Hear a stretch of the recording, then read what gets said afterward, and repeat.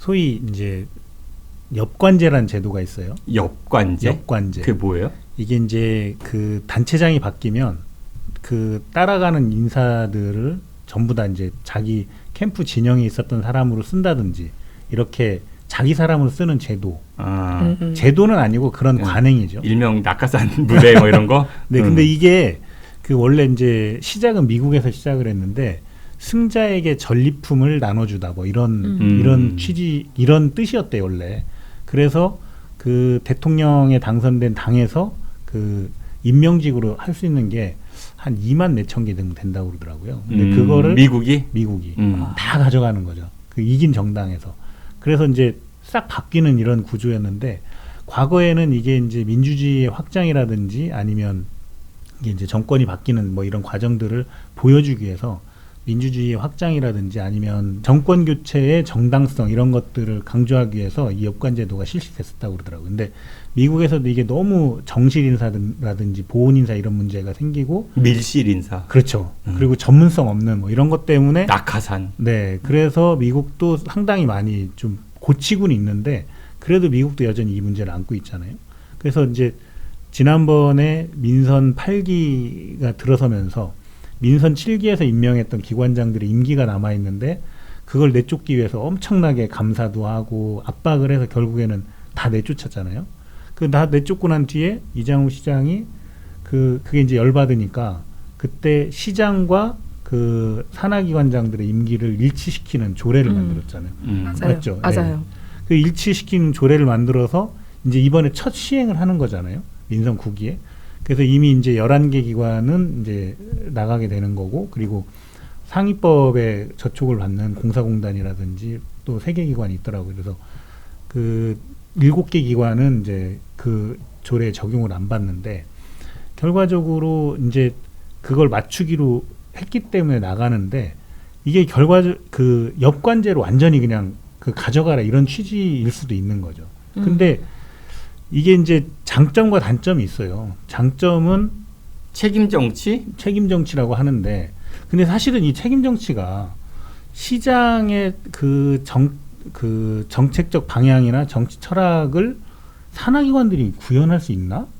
라는 생각이 드는 거죠. 아니 일단 시장에 그 시정 철학이 하나 생기면은 네. 거기에 따라 운영될 수 있는지 이제 그 말씀하시니까 저도 며칠 전에 라디오에서 그 얘기했었는데 산하기관이라는 거는 그러니까 시민들에게 더 나은 행정 서비스를 제공하기 위해서 만들어진 어떤 특화된 전문 기관 아니에요? 맞아요. 그러면 그 기관을 운영할 사람들은 그 해당 분야의 전문가가 하는 게 맞겠죠, 그렇죠? 맞죠. 그렇다라고 하면은 그 시장에 그 선거를 도왔던 그 풀 안에서 그런 전문가들이 있을 거 아니야. 그런 사람들이 가서 일을 하면은 그거는 아까 말씀하신 엽관제의 긍정적 측면이 될 수 있을 것 같은데. 그렇죠. 실제 현상을 보면은 그 풀 안에 전문가가 아니라 풀 안에 사람들이 그냥 가서 막 꽂히는. 실제로 민선 8기 때 이장우 시장은 본인들 선거 캠프에 있었던 사람들을 다 꽂았잖아요. 나는 그러니까 민선 7기도 뭐 비슷한 거 많았지 사실은. 네. 그렇긴 한데 왜 째려봐요 맞잖아. 그런데 민선 8기가 좀 더 도드라졌지. 네. 그쵸. 그 말도 되게 웃겼어 사실은. 디자인진흥원장은 시인이라 감성이 풍부해서 그 다음에 그 뭐죠 예술의 전당인가 그분은 공무원 출신 아니었어요? 어디가 공무원 시립미술관인가 미술관이 공무원 출신이었나? 아무튼 누구는 공무원이라 행정을 잘 알아서, 그리고 또 누구는 정치를 해봐서 뭐를 잘 알아서, 누구는 언론인 출신이다 뭘 잘 알아서. 그러니까 거기에 갖다가 핑계들을 딱딱 대는 게 너무 유치하더라고. 그 정도로 심했었죠. 네, 그래서 이제 민선 9기에게 이제 그 과제가 생긴 거죠. 이 똑같이 이 엽관제를 통해서 정실 인사를 할 거냐, 전문가를 할 거냐, 이런 이제 과제가 있는 건데, 사실은 11개 기관이 동시에 그만뒀기 때문에 그러면 11개 기관을 채우는데 이걸 순차적으로 채울 수도 없고, 그럼 사람이 준비되어 있어야 되거든요. 그러니까 이 전문가 풀이 구성되어 있지 않다면 이건 당연히 자연스럽게 다시 또 엽관제로 갈 수밖에 없는, 그러니까 정실 인사가 될 수밖에 없는 구조에 놓여 있으니까 민선 9기는 이 문제가 가장 또 도전적인 과제가 되겠죠. 민선 국회. 첫 번째 관문일 수도 있겠지. 저도 되게 주목해서 보는데 예를 들어서 준비된 시장 후보였다면은 자기 선거를 도운 사람 중에 전문가도 있을 수 있겠지만은 아니면 전문가를 직접 찾아가서 제가 이번에 출마하는데 만약에 당선이 되면은 당신께 이런 일을 좀 부탁드리고 싶습니다. 그러니까 대전에 이런 분야에 있어서 좀 도움을 주십시오라고 요청해서 풀을 만들어 놓든지 그게 준비된 시장 아니겠어요? 근데 그렇게는 안 했을 거예요. 내가 생각해도 그렇게는 안 했을 것 같고 네. 지역에서 고만고만 선거 돕는 사람 중에 활동한 사람 이미 상당수는 내정돼 있지 않을까?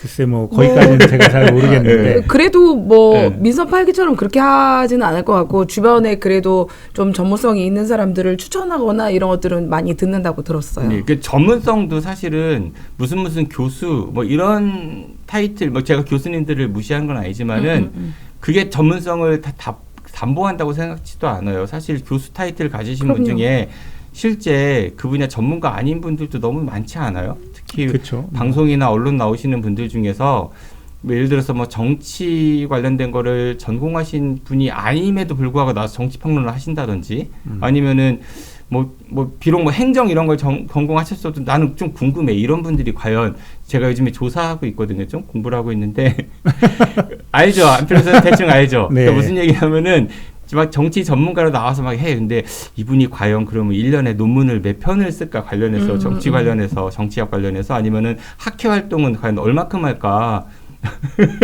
나는 안 할 거라고 보거든요. 그 전문가 아닌 거지. 그러니까 그런 무늬만 전문가 말고 실제 전문가들을 영입해서 기관장에 추천을 해야지.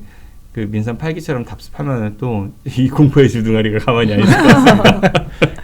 이렇게 이제 그 정실 인사를 하다 보면 이제 그 산하기관들의 전문성, 독립성 이런 것들이 문제가 생기거든요. 근데 사실은 그 분야에 조금 그 관심 또는 전문적인 연구를 했던 사람들이 들어오면 그 기관을 어떻게 발전시켜야 될지 이런 것들에 대한 툴이 있을 텐데 그리고 그거를 반영을 할 텐데 그런 부분이 없어지는 게 큰 문제인데 예를 들면 이제 민선 7기 때 도시공사 같은 경우에는 도시의 개발과 관련된 사업들을 해야 되잖아요. 그러려면 이 도시공사가 자체적으로 자본금이 좀 있어야 되는데 수익이 나면 이 수익을 전부 대전시가 배당을 받아와 버려요. 그러면 도시공사는 수익이 나면 배당해주고 나면 자본금이 안 쌓이니까 그럼 다른 개발 사업을 못 하는 거죠.